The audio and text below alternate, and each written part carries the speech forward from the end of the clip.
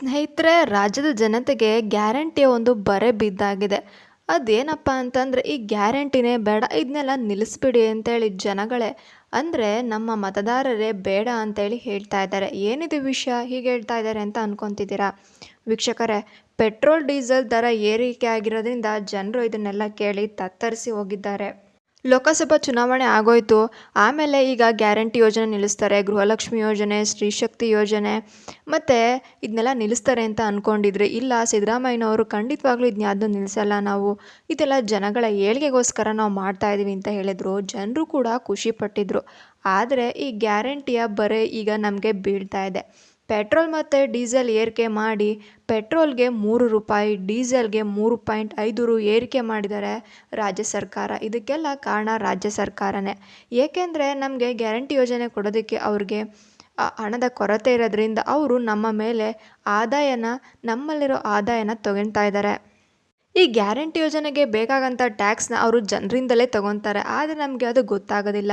ಏನೋ ಮನೆಯಲ್ಲಿರುವಂತಹ ಹೆಣ್ಮಕ್ಳಿಗೆ 2,000 ರೂಗಳನ್ನು ಕೊಡ್ತಾ ಇದ್ದಾರೆ. ಗಂಡನಿಂದ ಪೆಟ್ರೋಲ್, ಡೀಸೆಲ್ ಇನ್ನಿತರ ಖರ್ಚಲ್ಲಿ ಅವರು 4,000 5,000 ರೂಪಾಯಿ ತಿಂಗಳಿಗೆ ಖರ್ಚಾಗ್ತಿದೆ. ಇದ್ಯಾವುದು ಕೂಡ ನಮಗೆ ಗೊತ್ತಾಗ್ತಾ ಇಲ್ಲ ಅಂತೇಳಿ ಜನರು ತಮ್ಮ ಆಕ್ರೋಶಗಳನ್ನು ಈಗ ಹೊರ ಹಾಕ್ತಾ ಇದ್ದಾರೆ.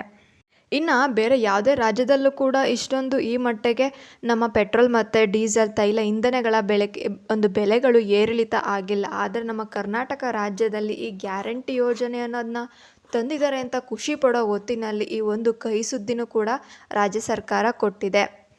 ಆದ್ದರಿಂದ ಸಾಮಾನ್ಯ ಜನರು ಇದನ್ನು ತಡ್ಕೊಳೋದಕ್ಕಾಗದೆ ಬೇಡ, ನಮಗೆ ಈ ಗ್ಯಾರಂಟಿ ಯೋಜನೆನೇ ಬೇಡ, ಇದನ್ನೆಲ್ಲ ತೆಗ್ದಾಕ್ಬಿಡಿ, ನಾವು ಸಾಮಾನ್ಯರಂತೆ ಇದ್ಬಿಡ್ತೀವಿ, ನಿಮ್ಮ ಯಾವುದು ಒಂದು ಬಿಟ್ಟು ಫ್ರೀ ಒಂದು ಯೋಜನೆ ನಮಗೆ ಬೇಕಾಗಿಲ್ಲ ಅಂತ ಹೇಳ್ತಾ ಇದ್ದಾರೆ.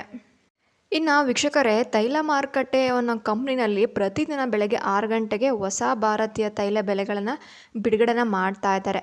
ಆದರೂ ರಾಜ್ಯ ಸರ್ಕಾರ ವಿಧಿಸುವ ಒಂದು ವ್ಯಾಟ್ ಅಂದರೆ ಒಂದು ರೇಟ್ ಅಂತ ಇರುತ್ತೆ. ಒಂದು ರಾಜ್ಯಕ್ಕೆ ಅನುಗುಣವಾಗಿ ಇಂಧನ ಬೆಲೆ ಅನ್ನೋದು ಇರುತ್ತೆ.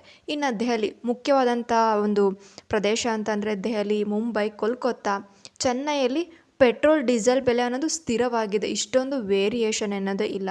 ಆದರೆ ನಮ್ಮ ಕರ್ನಾಟಕ ರಾಜ್ಯದಲ್ಲಿ ಒಂದೇ ದಿನ ಒಂದು ರಾತ್ರಿಯಿಂದ ಬೆಳಗಾಗುವಷ್ಟರಲ್ಲಿ 3 ರೂಪಾಯಿ ಪೆಟ್ರೋಲ್ ಬೆಲೆ 3 ಮತ್ತು ನಮಗೆ ಡೀಸೆಲ್ ಬೆಲೆ 3.5 ಒಂದು ಹೆಚ್ಚಳ ಮಾಡಿದ್ದಾರೆ ಅಂದರೆ ಇದೊಂದು ದೊಡ್ಡ ಬದಲಾವಣೆ ಆಗಿದೆ. ಜನಸಾಮಾನ್ಯರಿಗೆ ಇದೊಂಥರ ಸಂಕಷ್ಟ ಪರಿಸ್ಥಿತಿ. ಹೇಗಿದ್ರೂ ಕೂಡ ಜನ ಪೆಟ್ರೋಲ್ ಹಾಕ್ಸ್ಕೊತಾರೆ. ನಮಗೆ ಅದರಿಂದ ಆದಾಯ ತಗೊಳ್ಳೇಬೇಕು. ಸರ್ಕಾರ ನಡೆಸಬೇಕು ಅಂದರೆ ನಾವು ಅವರ ಮೇಲೆ ನಮ್ಮ ಒಂದು ಆಕ್ರೋಶವನ್ನು ಹೊರಹಾಕ್ತಿದ್ದಾರೆ. ನಮಗೆ ಇದು ಬೇಡವೇ ಬೇಡ, ಈ ಗ್ಯಾರಂಟಿ ಯೋಜನೆನೇ ಬೇಡ ಅಂತೇಳಿ ಜನರು ಹೇಳ್ತಾ ಇದ್ದಾರೆ ವೀಕ್ಷಕರೇ. ಇದೇ ರೀತಿಯ ಚಾನಲ್ ಅಪ್ಡೇಟ್ಸ್ಗಾಗಿ ನಮ್ಮ ಚಾನಲನ್ನು ಸಬ್ಸ್ಕ್ರೈಬ್ ಮಾಡಿ, ಲೈಕ್ ಮಾಡಿ.